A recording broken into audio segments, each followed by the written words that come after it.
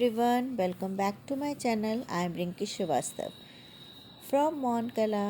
आज हम सीखेंगे सब्जियों की कढ़ी बनाना। तो देखिए यहाँ पे मैंने कौन कौन सी सब्जी ली हैं। बैगन, गोभी, आलू, मटर। जितनी भी सब्जियाँ, अभी सर्दियाँ नहीं हैं तो गाजर नहीं मिली है, आप गाजर भी मिला सकते हैं, बहुत अच्छी लगती है। सारी सब्जियाँ मिलाकर इस कढ़ी में सबसे अच्छी खुशबू जो आती है वो कसूरी मेथी की आती है। तो हम पहले ये सब्जी बना लेंगे और उसके बाद कसूरी मेथी इसमें डालेंगे। तो कढ़ाई में तेल गरम कर लिया है मैंने, उसके बाद हींग डाल रहे हैं। हींग की खुशबू कढ़ी में बहुत ही अच्छा फ्लेवर लाती है। फिर 1 चम्मच जीरा डाल दिया। हींग और जीरे को थोड़ा सा भून जाने दीजिए। उसके बाद इसमें सारी सब्जी डाल दी। जीरा जल ना जाए, इस बात का ध्यान रखिएगा। इसको सब्जी की तरह से ही पूरा पकाएंगे। तो हम यहाँ पर करछली लेके इसको सारी सब्जियों को मिक्स कर लेंगे अच्छे से। धीमी आंच पर पकाएंगे ये, ताकि जल ना जाए सब्जी हमारी। रोज़ तो हम लोग क्राफ्ट की काम करते हैं, लेकिन आज सब्जियां बना रहे हैं कढ़ी की। इसको मैंने सरसों के तेल में किया। यहाँ में नमक, हल्दी, नमक अपने स्वाद अनुसार डालिए। धनिया पाउडर, घर का पिसा धनिया है ये। हल्दी, मिर्चा, बस यही चीज़ें डाली जाती हैं इसमें। घर का पिसे ही सारे मसाले मैं इसमें डालती हूँ। मेरे पास घर का पिसा हुआ धनिया भी है, मिर्ची भी है। हल्दी बस मार्केट की पिसी हुई लेती हूँ मैं।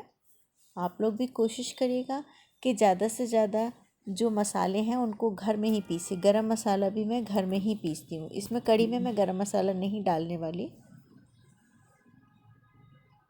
अब इसको बिना पानी डाले मैं पकने देती हूँ। पानी भी आप थोड़ा सा डाल सकते हैं, लेकिन मैं मोस्टली जितनी भी सब्जियां बनाती हूँ वो बिना पानी डाले ही पकाती हूँ। अब हम, जब तक हमारी सब्जी तैयार हो रही है, हम दही ले लेते हैं। यहाँ मैंने घर का जमा हुआ दही लिया है। आप चाहें तो पैकेट वाला दही या मट्ठा भी ले सकते हैं।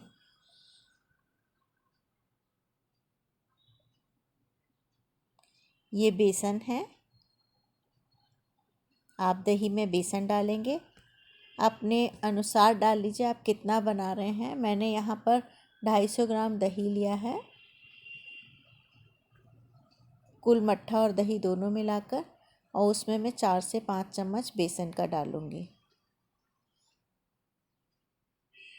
ये मेरा 1 बड़े चम्मच है, तो ये लगभग 4 से 5 चम्मच बेसन का है। इसको पहले हम मिक्स कर लेंगे, और अगर हमें फिर ज़रूरत लगेगी तो 1 और 2 टीस्पून और डाल सकते हैं, लेकिन अभी मुझे इतना सफिशिएंट लग रहा है। ये मैंने 1 चम्मच, छोटा सा 1 चम्मच और डाल दिया। पहले इनको मैं अच्छे से फेंट लेती हूँ, उसके बाद पानी डालती हूँ।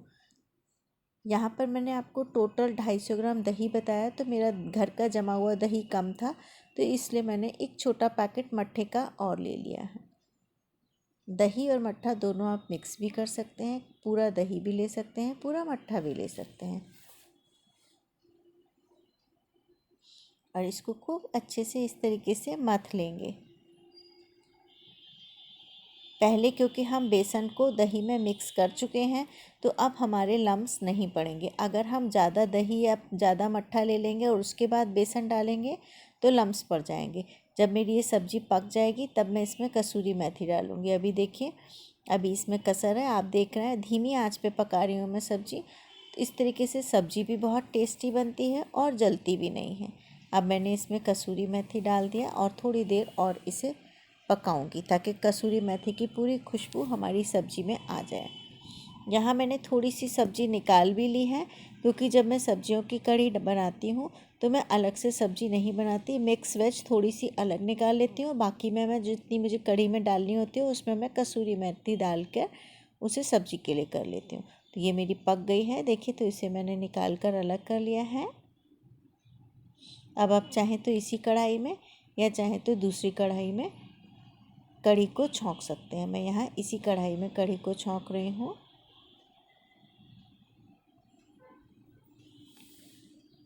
कढ़ी को छौंकने के लिए फिर से हम मस्टर्ड ऑयल डालेंगे। मैं मस्टर्ड ऑयल में ही सारा खाना ज़्यादातर पकाती हूँ। रिफाइंड का कम यूज़ करती हूँ। तो यहाँ मैंने मस्टर्ड ऑयल डाल दिया, क्योंकि हमने सब्ज़ी में पहले अच्छी क्वांटिटी में ऑयल डाल दिया था। अब कढ़ी में बहुत ज़्यादा ऑयल डालने की ज़रूरत नहीं है। हींग और जीरा दोबारा से डालेंगे। अब इसमें थोड़ी सी हल्दी। अब हमें यहाँ इस बात का ध्यान रखना है कि हमने सब्जी में सारे मसाले डाले थे, तो कढ़ी में हमें हल्दी, मिर्चा और नमक जो भी कुछ मिक्स करना है वो थोड़ा सा ही मिक्स करना है। नमक अभी मैंने नहीं डाला है। देखिए, अब मैंने जो मट्ठा या दही और बेसन फेंटा था उसको मैंने अपनी कढ़ाई में डाल दिया, और अब इसे कंटिन्यूस चलाते रहेंगे जब तक कि इसमें उबाल ना आ जाए।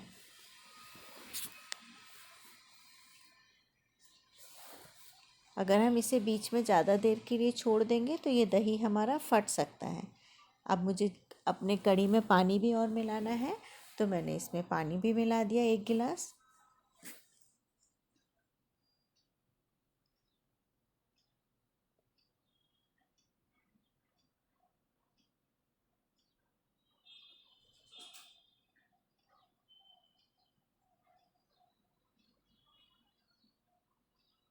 ये मैंने कर चमचा ले लिया और चमचे से इसको मिक्स करेंगे। क्योंकि मेरी गैस बहुत स्लो थी, इसलिए मेरे कढ़ाई में ऐसा कुछ नहीं हुआ कि मेरा दही फट गया हो या कुछ हो गया हो। आप भी इस बात का ध्यान रखें। अगर आपकी कढ़ाई तेज़ है, गैस तेज़ है तो, या तेज़ गरम है कढ़ाई, तो आपको 1 सेकंड के लिए भी नहीं रोकना होता है। यहाँ देखिए, आप, मैं आराम से चमचा लेने गई थी, चमचा लेके आई, उसको चला रही हूँ, कोई भी दिक्कत नहीं आई है ना। कढ़ी अभी भी मेरी परफेक्ट है। अब इसे जब तक मैं चलाऊंगी जब तक इसमें उबाल ना आ जाए। जब ये बॉईल होने लगेगी, बॉईल होने की निशानी है या तो थोड़ा सा ऊपर आने लगती है ये, या फिर बबल्स दिखने लगते हैं।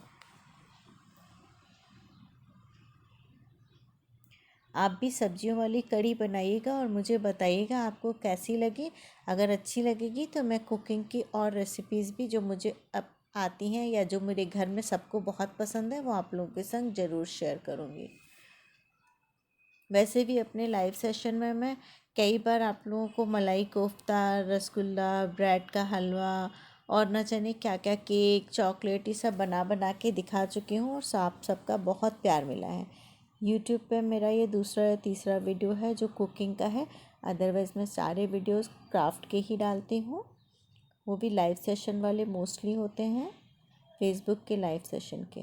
आप लोग भी फेसबुक पे भी मुझसे कनेक्ट हो सकते हैं। मौनकला क्रिएटिविटी सेंटर नाम से मेरा फेसबुक पर पेज है, और मौनकला क्रिएशन नाम से यूट्यूब पे, इंस्टा पे भी मैं हूँ। ये देखिए, अब मेरी कढ़ी धीरे धीरे गाढ़ी होने लगी और इसमें उबाल भी आता जा रहा है। देख रहे हैं आप, थोड़े से बुलबुले उठ रहे हैं। ये बुलबुले उठ रहे हैं, इसका मतलब अब कढ़ी हमारी, हमें चलाने की ज़रूरत नहीं है, अब हम इसे छोड़ सकते हैं। अब ये नहीं फटेगी, है ना। ऐसे ही जब दही के आलू की सब्ज़ी बनाते हैं तो उसे भी जब तक उबाल ना आए तब तक कंटिन्यूस चलाते रहते हैं।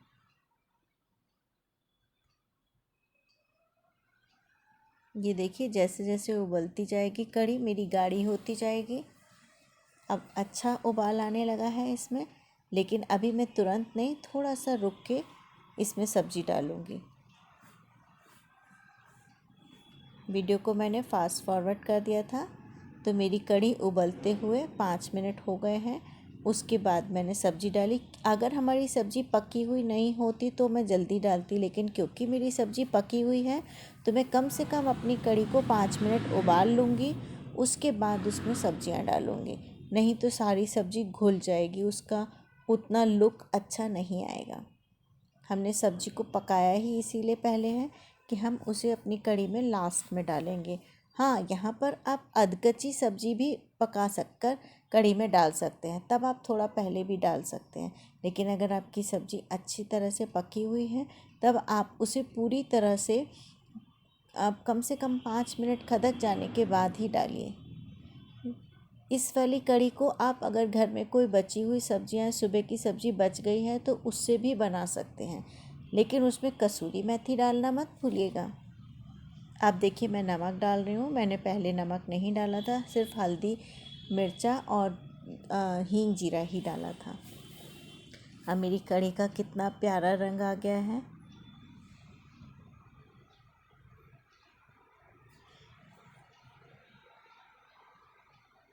ऐसे ही 10 मिनट कम से कम खदकने देंगे, 5 से 10 मिनट मुश्किल से, और इस कढ़ी को गर्मा गर्म चावल के संग सर्व करेंगे।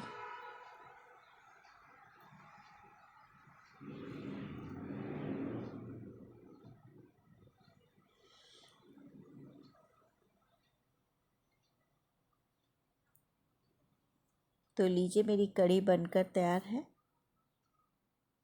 अब मैं इसे बाउल में निकाल लूँगी, कैसरोल में, बाउल में, जिसमें भी आप निकालना चाहते हैं। बहुत बढ़िया खुशबू आ रही है, बहुत बढ़िया रंग आया है और एकदम परफेक्ट कढ़ी है। मेरे घर में सभी को ये कढ़ी बहुत पसंद है।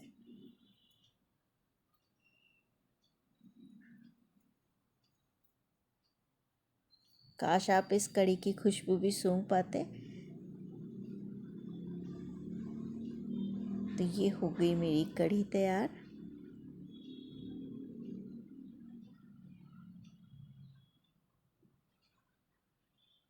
अब मैं अपनी इस कढ़ी को टेबल पर रख दूँगी और सबको खाने के लिए बुला लूँगी।